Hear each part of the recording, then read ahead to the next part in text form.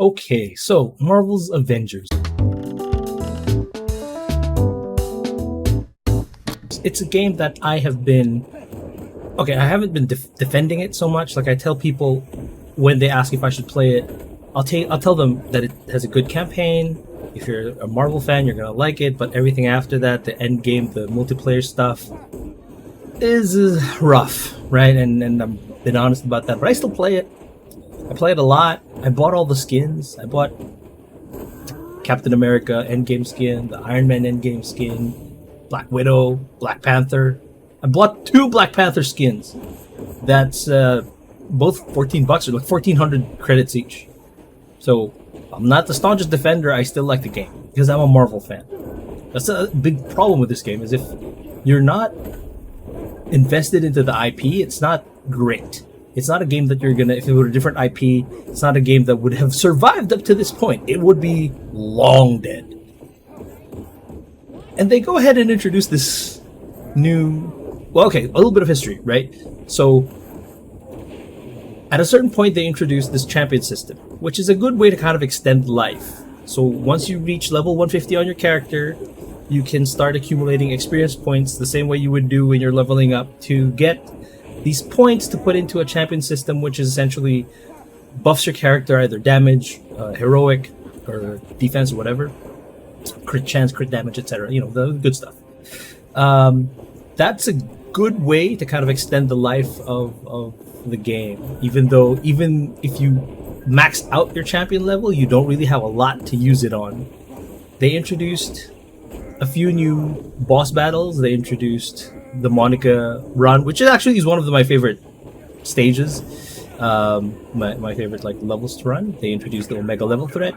They introduced the Wasteland, which added a bit more to the game. I would argue that it added more to the single player experience than it did the overall multiplayer experience. That's fine, right? That's great. So even though you have very few missions, you have this championship system that you can kind of grind for, and there is some sense of achievement when you reach a high championship level with your tune of choice. And then one day they walk back experience gain. They nerf it, which didn't seem like such a big deal at the time. It would take you a little longer to get your character to max level. I think level 50, your character level. And eventually they introduced boosters, but they never sold it. They just give it to you. Like, here's a free booster. Here's a free booster to bump up your XP gain. But this week on the marketplace, they put boosters up for sale. They even put a booster that was never previously there. The epic booster of some kind, or the legendary booster or something. The gold one. Maybe, I haven't checked it out, the marketplace, and I don't think I will, because it's a scummy tactic. I love the Avengers. I love playing this game despite its flaws, but that's a scummy tactic. Odyssey, and to an extent Valhalla, did this. They introduced time savers. Actually, you know what? Far Cry has it too. Far Cry 6 has it. You can buy building materials, you could buy map markers, which improves your game experience by cutting the time it takes you to find these items on the map, or building up your experience faster. With Odyssey, it was like that. You could buy a one-time purchase thing, which makes your experience gain better by a certain percentage, and which actually helped out a lot, because I, being a dumbass, bought it. A friend of mine didn't, and by the time we were at the same point in the game, my level was so much higher than his. But he was probably smarter in not buying it. And it was frowned upon. That's a practice that was heavily frowned upon. But the difference was, with Odyssey, you bought it once, and you have it for your entire run. With Avengers, you buy boosters that last you a set amount of time. And that is scummier. And I don't understand what Squeenix and Crystal Dynamics thought. I didn't know what they were thinking, because they felt, oh hey, our game is kind of not doing too well. let's add this thing to make even more money. They got my money. They got my skin money, you know?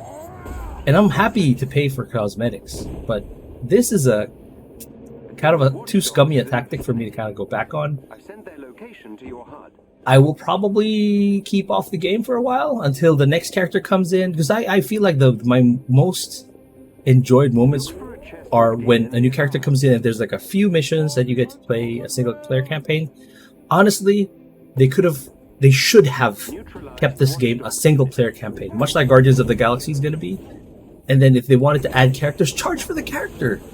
Charge for that expansion, that story expansion. Charge like $10-15. I don't know what the business model is gonna, you know, what makes sense to charge for an extra character with a few extra levels of gameplay. But they really should have kept this a single player experience. So until the next character drops, I might stay off Avengers. You don't have to if you're enjoying the grind and you feel like the boosters. And I agree, the boosters don't really change much. And the XP walkback doesn't really change much. It's still the same core gameplay. It's still the same X levels that you play. But yeah, it's just the kind of principle of the thing. I don't want to support such a scummy tactic. Anyway, that's my little rant about the Avengers. Like, comment, and subscribe. All that good stuff. And I'll catch you guys in the next one.